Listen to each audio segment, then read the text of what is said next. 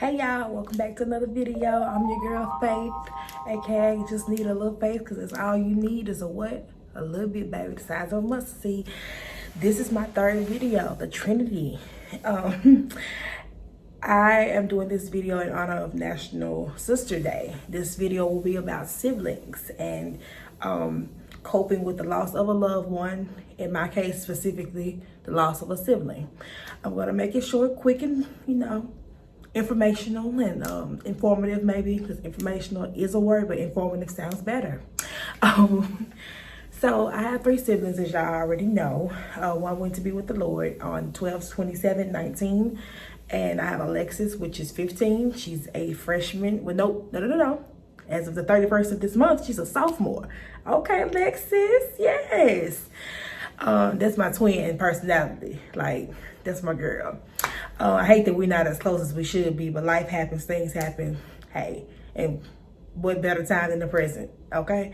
And then I have my heart and soul, Jordan Christopher. Baby, let me take a drink to him. This water, that's your best friend. That little boy right there, that was the best birth control my mother ever could have gave me. Like, who knew birth control would come in the form of a human? Jordan Christopher? Yes, definitely. Let me know that don't go out here and do that. Don't go out there and get you one, because this is what it's going to be like. Expensive. Jordan is 6 feet and 225 pounds, and Jordan is 12. So, yeah, but he get it, honestly. His sister ain't no small woman. You know, his daddy definitely ain't small. His granddad on his mama's side, baby, he wasn't small. It's just a lot. Don't mind my air, it's kicking on. You know what I'm saying? Have to keep this AC going. Anyway, all of my siblings are three totally technically. No offense to my girl in heaven. But 3 totally different personalities, definitely. I'm thankful to have sisters on National Sisters Day. This one is a little bit different because for the first time in 25 years, I've not been able to celebrate it. Well, technically 24, because Erica was born in 96, I was born in 95. So if you want to get technical, yeah. And it's the emotions were, raw, because it's not like a Mother's Day or Father's Day where it's really like celebrated, but nevertheless, it popped up in my Facebook memories that just last year I posted our pictures we took, because we took some good pictures down at the family reunion in Jackson. And a year later, how things can change. I tell my friends all the time, and they be quoting me because they swear I'm just this old lady, but it's okay. I really have an old soul and some of this new stuff going around. But yeah, they was, I tell them all the time that my time brings about change. Shout out to Misha, because she hates when I say that, but she knows why I say it. And things can change. 365, baby, can make your world be totally different. A year ago, what I was doing, who I was doing, where I was doing, girl, boy, no, okay? So, like I always say, when you arrive and you get there, like, baby, be thankful, because a year can compare and contrast. It can make the world of difference, good or bad, if you choose. But the loss of a sibling is, it's difficult, it's raw, it is full of emotions. The loss of a loved one, period, because I don't want to just make it sound like I'm being only sensitive to my situation. I do these vlogs and I talk to y'all because in some way, shape, form, or fashion, we can relate, whether you know it or not. Because I'm telling you, like I think I said in the last video, your girl done seen some things, did some things, been some places, for real, okay? And by being some places, I don't mean necessarily traveling, although I have, but I mean been some places in that sunken places, my boy Kanye would say. Like, I done been some places that you up here, good and bad, and trust me, your girl relatable. That's all I can say. But losing a sibling is a pain I never thought I would have to experience. Not saying that I thought, we was gonna live to be 110, so we just croak over, you know, well, girl, shit, it's time. No, but Erica was so pure. Erica was so angelic. Erica was just the perfect stranger. Erica was everybody's friend. You know what I'm saying? If you get to know me, or if you know me for a long time, you will see that I'm extremely friendly. You can tell from just my personality. But I have an assertiveness about myself, which it kind of goes hand in hand, but we were always polar opposites. Let me just make that clear. She was so sweet, mild, and meek, and Faith was like, and she was like, oh, and I was like, and once I warmed her to you, I became, oh, but at first, I don't know nothing about you, but see, I get that from my mama. So, like, on God, that was me. Erica, yeah. But that was perfect, you know. It's, you know, sometimes you need that balance. And me and my sister, specifically Erica I'm talking about right now, me and my sister are what people call ghetto twins. We were born during the same time, but by two different women. We were the same age, or are the same age. She's just in heaven and I'm down here. She was born February 6th of 96, and I was born October 23rd of 95, which by all rights and perfect practical meanings makes me my father's oldest. And if you ever see a picture of my father, who can deny it? I try. Yeah, he may even try it. I don't know, but Dana, as Medea say, she don't lie. But anywho, so yeah, it's real, y'all. That's the only word I can use to explain it. It gets tough. I do think I'm not comparing grieving strategies, because let me tell you something. Let me break this down right here, right now. If you're going through the loss of a loved one, the loss of a mother, a father, a grandfather, a friend, a pet, anything, anybody that means something right here, it don't matter what their label was. Don't let nobody put a time stamp on how long it takes you to grieve. Don't let nobody rush you out. Don't let nobody tell you, oh, you crying too much. Oh, she been gone, or he been gone, or they been gone for so long. Baby, if you grieve for 30 years, true enough, that's not healthy mentally. But my point is that don't let nobody make you feel like, oh, she ain't over it yet. Because let me tell you something. My daddy lost a child. His wife, her mother, lost a daughter. Her first child, as a matter of fact. Nobody you can't come around telling me how much and what I can do and how long I can cry. Girl, you gonna get cussed the F out. Do you understand me? So don't let nobody, tell you how long to grieve. You cry if something hits you out the sky blue and it just bring back memories, and you got to stop that car, you got to stop that walk or whatever, or keep walking and cry. Feel that emotion. Understand me. Hear me from my heart and through my mouth.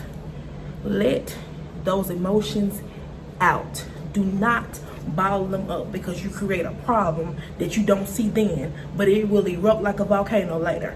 Okay? Don't let nobody rush your healing. And that's with anything. I was specifically talking about death, but baby, in anything, okay? Because I'm telling you, I'm a walking testimony right now. I should be somewhere being lakeside for people that live in Memphis, or people that don't live in Memphis. That's our behavioral healthcare place. When you look crazy, the people in the white coats, if you will. I should be Lakeside's best patient right now. Like, I get the big white room type shit. Because, baby, the stuff I've been through, to still be on here, kicking it, talking my shit, popping my shit, smiling, and genuinely smiling, skin looking all right, you know what I'm saying? Because not a stitch of makeup is on his face. Let's be clear. But to be just like, blessed is not even a word. I wish God give us a word higher than blessed. I've got one. Favored. Okay? Because he kept me. He is still keeping me, and will forevermore keep me. But I took the time, and I take the time, that when anything hits me, like if I start crying in this video, you're going to see a tear fall. It ain't no shame in the game of healing. It's ugly. It's not a pretty picture. When you bump your elbow, or you scratch your knee, when you pull that little skin back or that skin peel back, baby, that ain't cute. It don't look no type of nothing you want to deal with. That's how healing and grief or going through anything like that is. It takes time.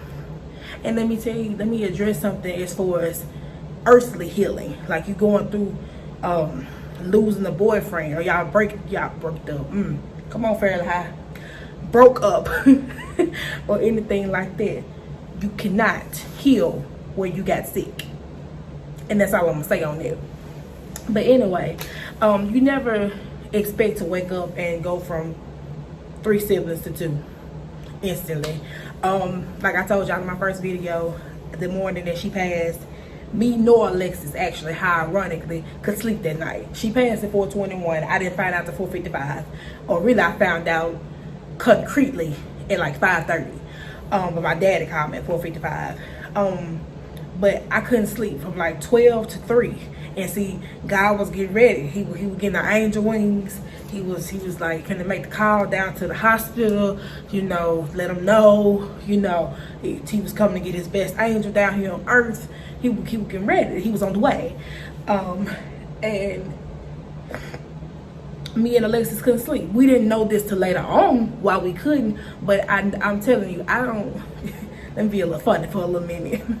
I don't play by sleep.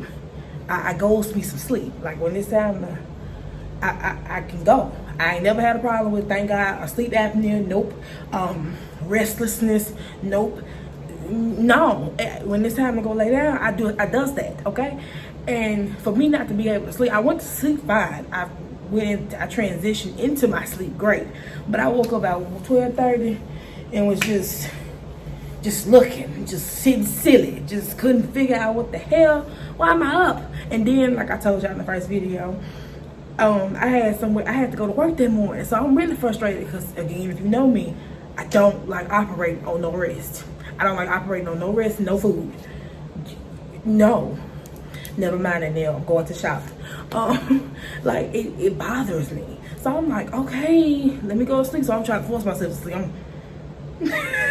And it never worked. I now see why. And my girl fought a good fight. That's all I can say.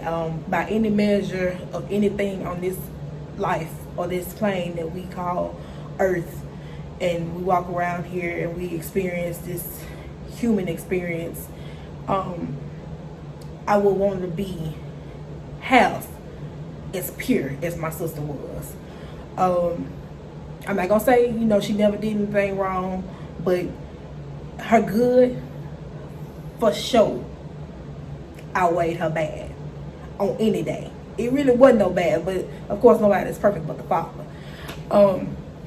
You know what I'm saying? Anything she started, she finished. That was her sermon topic or her eulogy at her funeral. Pastor Bartholomew or preached on finishing. And she finished. I mean, literally down to chemo, to anything. My sister's last week of living was nothing but pretty much pure pain, pure agony, pure just drained. And to encapsulate and not air our family business all at the same time, my sister had a bigger fight than just fighting leukemia. And she was tired. And I knew that when she got re-diagnosed in September of 2019, because she was first diagnosed in October of 2018, I knew when it came back around, I won't say that I knew my sister was going to leave here, but I remember telling myself the day I found out, and I was at work, or I was doing something, I know I was out, because me and jobs don't get along. I'm city girls. I don't work jobs, I am my job. But anyway, focus. When I found out, I remember, I didn't cry, but I remember telling myself, if this is it, Lord, let your will be done. Because she had finished chemo. She had been in remission. I want to say, forgive me, family on this side that watch this and know more about it than I do. She had been in remission for a while. Let me put it like that. Let me not put a time step on it. And for it to just come back, and when I say it came back with a vengeance. It came back in her spine. It went to spreading. It was just a monster. And for it to attack something so, and somebody so, again, pure. I hate cancer. Hashtag fuck cancer. Like, I don't wish anything on my worst enemy. I don't even have a worst enemy that I know of. I got some folks that don't like Faith. Faith got some folks she don't like. But I wouldn't wish this on nobody. You know what I'm saying? The sickness or the dealing with the coping part, because it's something you don't. You go to funerals, people pass away, you have an aunt that passed, but it's different, like anything, when it hit home. A sibling, 23, baby, she was just getting started. But I will tell you this, my sister knew God. Period. My sister instantly went to be with God. He didn't have to check her in. He didn't have to get her coat ready. He didn't have to do none of that. She went on up there to the VIP section. That's what I do now. That's what I rest, rule, and abide by in my spirit. I cry for my sister. I miss my sister dearly. But I do know that she was tired. And then she fought. My girl, she in pain, right? Agonizing pain. I'm talking about to the point where she described it to me, and I've actually had another family member describe it this before too, because she has lupus, or had lupus. That's another story for another day. She felt like she was burning from the inside out. Do you know what kind of pain that is? But still, folk will call her up. They'll be like, hey, how you doing? I'm fine. Hola. That she loved to say hola. And will ask you, what can I do for you? Baby, you you can't compare nothing to that.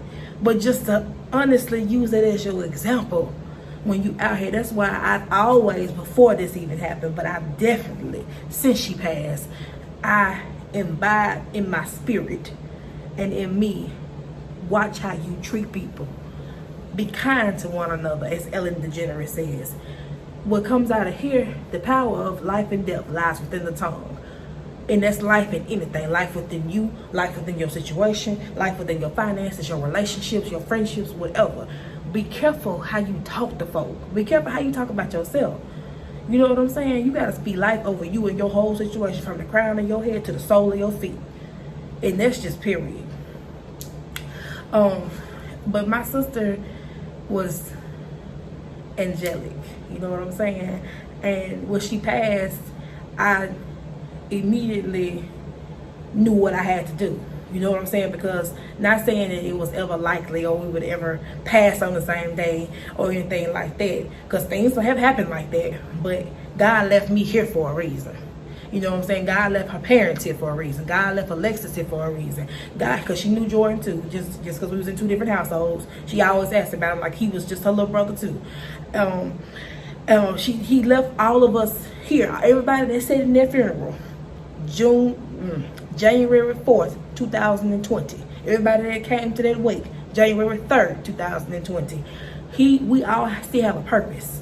We all have to wake up and go do something, because it is evident through her and through this pandemic that, baby, life can be gone just like that. Me and my sister had plans. Do you hear me? We were supposed to open up a daycare because we love children. We were supposed to, when she became cancer free completely, out, rang the bell, done with it, finito. I was supposed to go get her a top shelf margarita on me, because big sis got you, baby. We were supposed to just do everything. We were supposed to go to Paris together. We were supposed to retire our father together, because if Eric leaves Kroger, it's gonna be because Kroger left him. We had so many plans, and I know that I carry the weight of being the oldest anyway. Being the oldest, you wear many hats: protector, survivor, caregiver, anything, shoot tire. you wear them many different hats. You know what I'm saying? I wore every last hat you can think of when it comes to Jordan. And when she passed, all I remember telling my mama, because when she hugged me, and I broke down in her arms, because my dad called me but wouldn't tell me what was going on. Then he called her because I wasn't coming to the hospital quick enough for him. And he called her and he told her, and she went to screaming. And I was like, well, wait a minute. Because I knew, but you don't want to know till you know. And I remember saying, like I told y'all, I was coming. I was coming. And that's the spirit of a big sister or a big brother. You think if you just come say today, you could have did something. Baby, I couldn't did nothing. I ain't God. Well, my sister was going through nothing but him. Could have saved her, could have brought her out of it. And he did bring her out of it. It just wasn't in the way that we thought it should have been. Okay? So, I tell anybody going through things like this, pray. Again, feel through the emotion. Don't let anybody tell you how to feel. You know what I'm saying? Don't let anybody make you feel like you shouldn't feel that way. Like, it's so many people that can be insensitive to situations like this until they hit their front doorstep. Then they'll be asking you how to deal with such. Trust me, I didn't have it happen. Tables turn. Hear me when I say that. And my baby sister, of course, Erica was like a second mom to her. So she ain't been no good since. But I would say, as a whole, as the Sargent family, we making it look good, if it ain't all good. We will be okay. You will be okay if you're going through the same thing. It's not easy.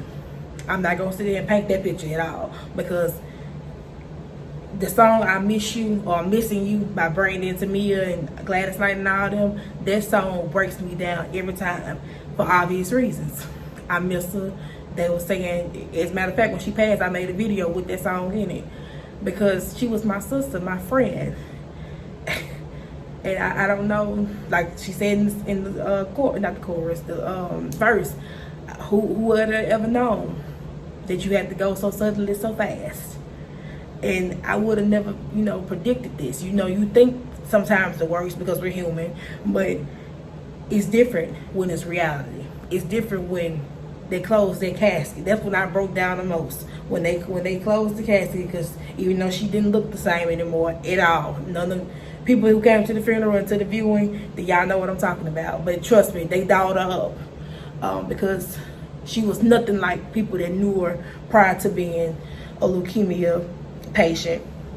She looked nothing like that. Erica was thin as wind, honey, and it had blew her up, had distorted to a degree, but that was okay, because that's what it had.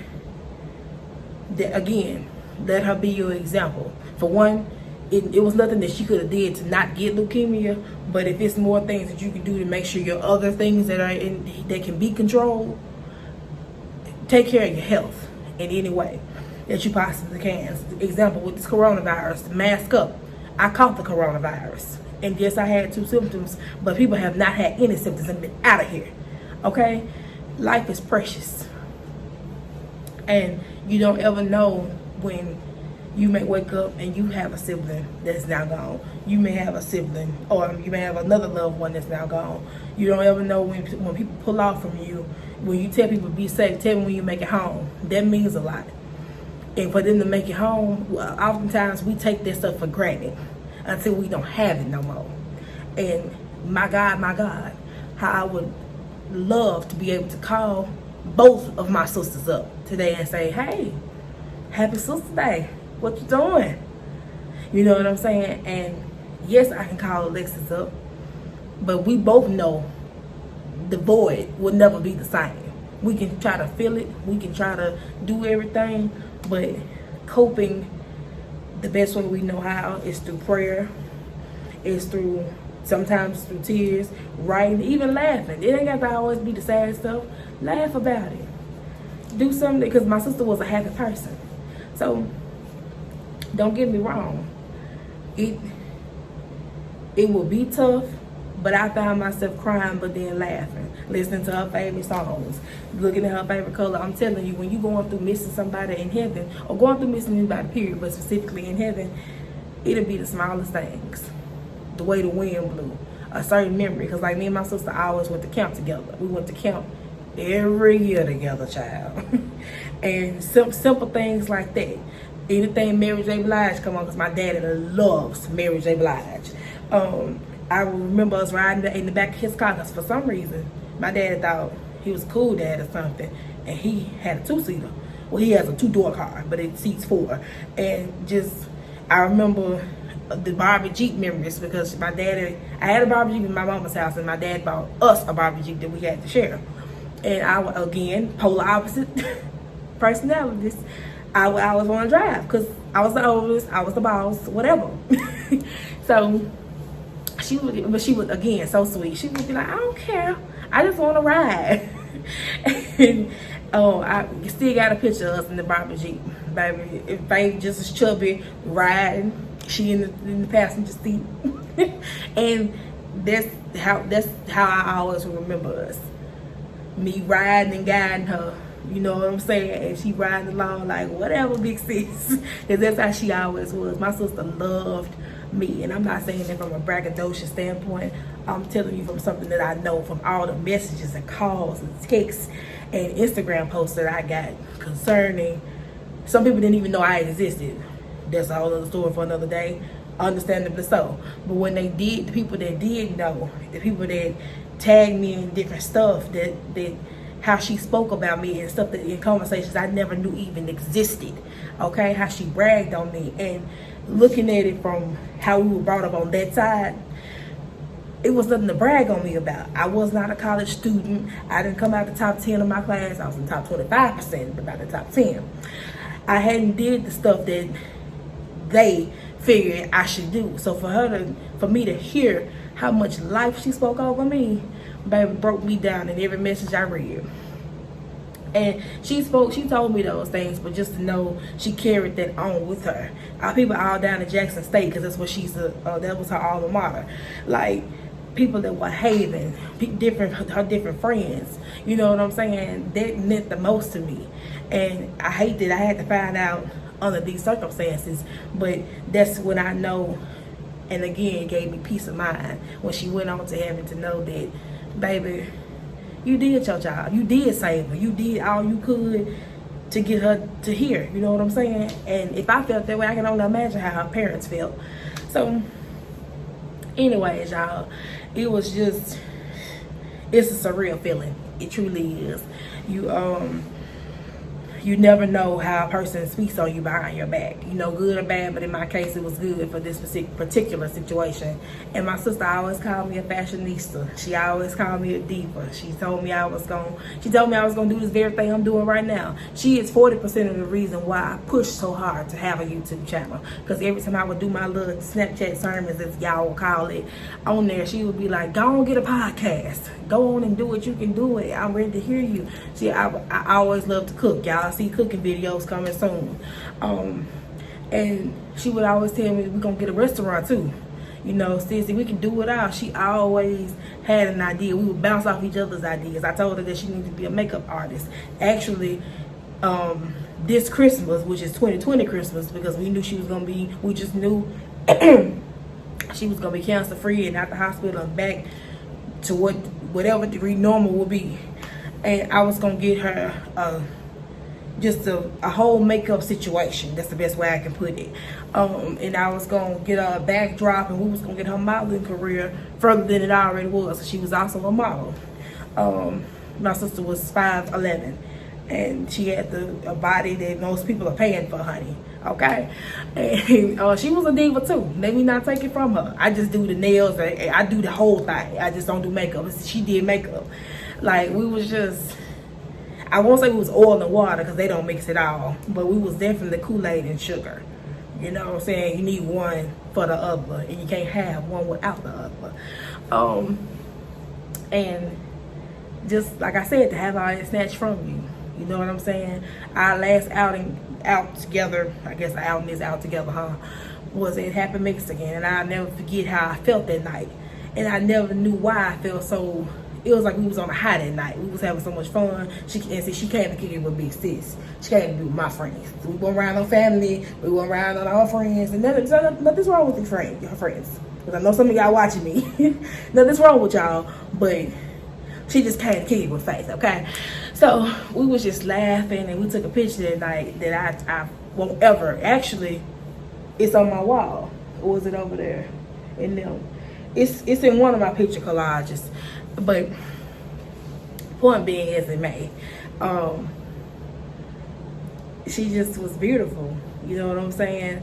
And she never got to have any kids, never got to buy our first house, you know what I'm saying? Never got to marry Julian, because I just knew they was gonna get married, honey. Julian, if you watching this, you just gonna forever be my brother-in-law. Even if you move on, I ain't gonna hate her, but she ain't gonna ever be Erica. But no, I do wish you happiness, Julian. I do wish you healing for real and prosperity, because I know that was the love of your life and you was hers, okay? And y'all had that love that we see on Love and Basketball, that we see on all these movies. Y'all met in college. Y'all been together 5 years. You know what I'm saying?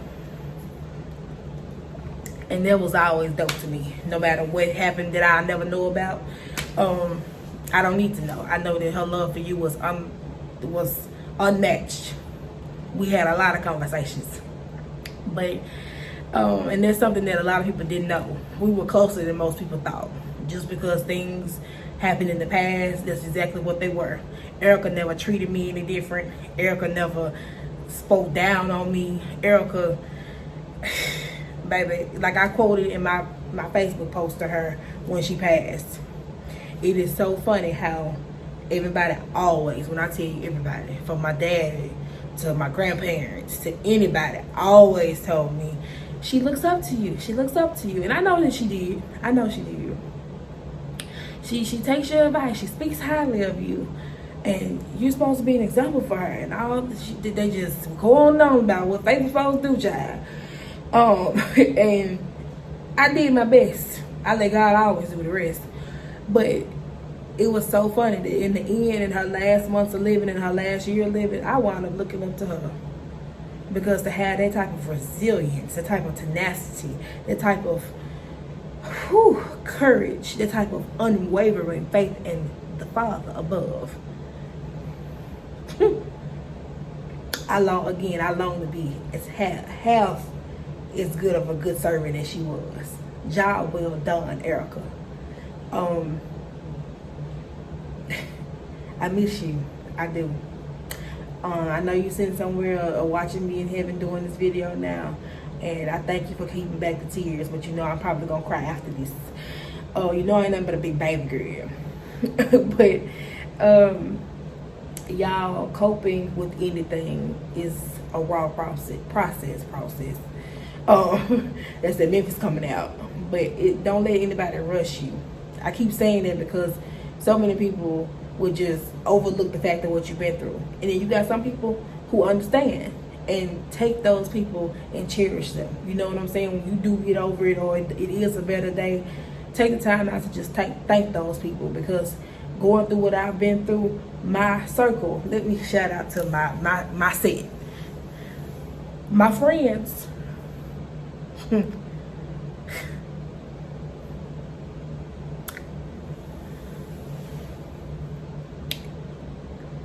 I guess because I've always been the rock in my circle, to see them show up like they did, to see them or hear them call me, because they know I hate to be called, to see them, the things they've done for me. Baby, I had this housewarming a few weeks ago.